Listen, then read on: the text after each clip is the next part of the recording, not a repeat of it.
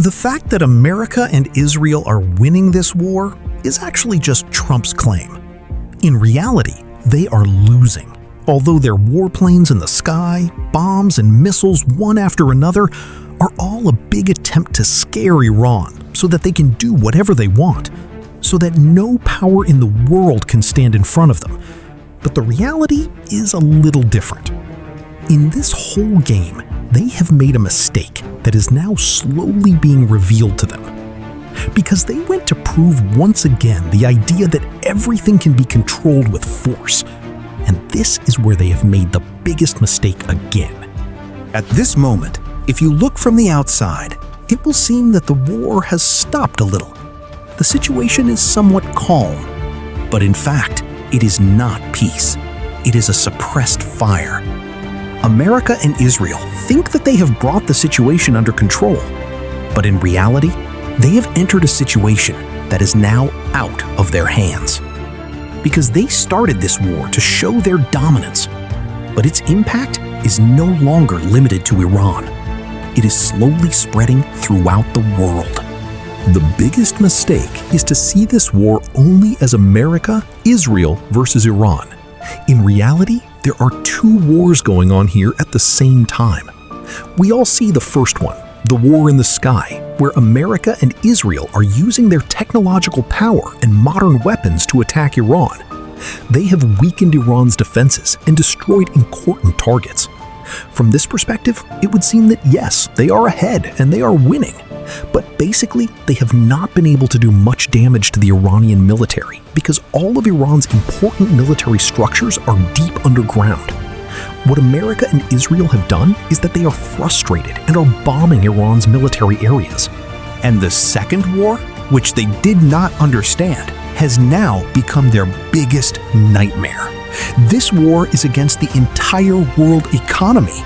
And here, Iran has now attacked a place that is beyond the control of America and Israel.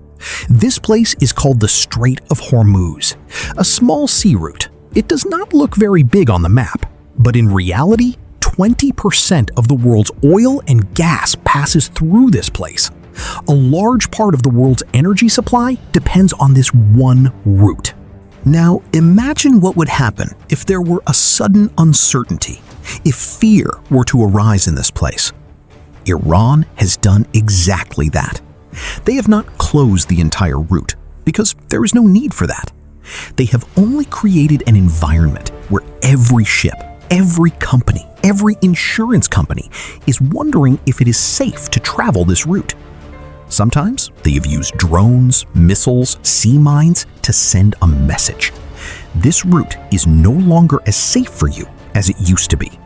And with this one message, they have shaken the entire system. The result has come very quickly. Ships have reduced their arrivals. Oil supplies have decreased. Prices have started to rise. And the impact of this price increase has now fallen not only on one country, but on the entire world. And here, the whole game has changed.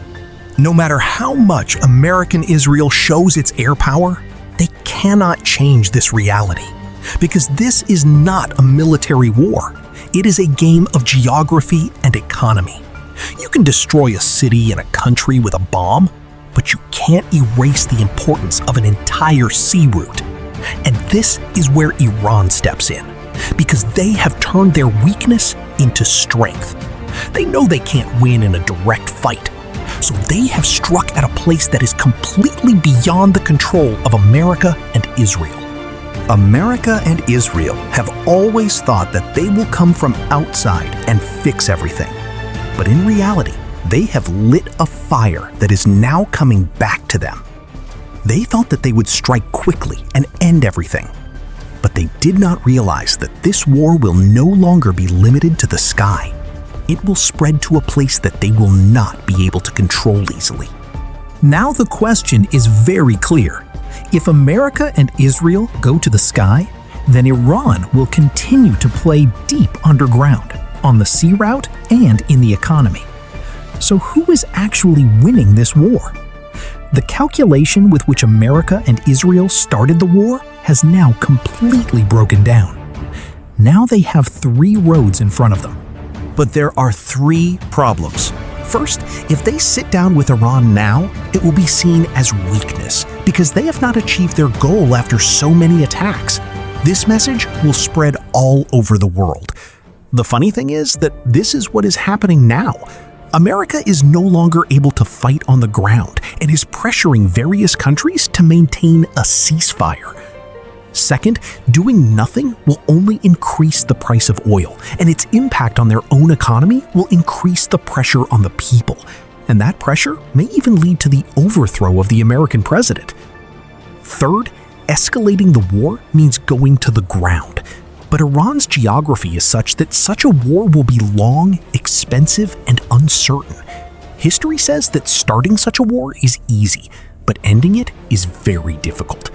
In such a situation, it can be said that it is almost impossible for America to go to the ground and attack Iran. And here an important point comes to the fore. The blockade that America and Israel are trying to create is also not working completely. Because Iran has not stopped everything directly, but has only created fear and uncertainty, and has made the entire system unstable. And this is where Iran's strategy becomes clear. They do not want to win, they just want to survive.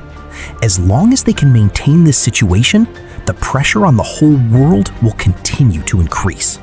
And that pressure will fall directly on Trump. In this situation, America and Israel are actually stuck in a trap. If they retreat, it will be weakness. If they move forward, they will face more losses. And if they stay in the middle, the problem will be bigger. That is why many are now saying that this war is not just a war, it is the result of a wrong decision, which is gradually becoming a big crisis for America. But one truth is very clear. No one is completely winning in this game. America and Israel are showing strength, but are not getting a solution. Iran is creating pressure, but they are not out of harm's way either.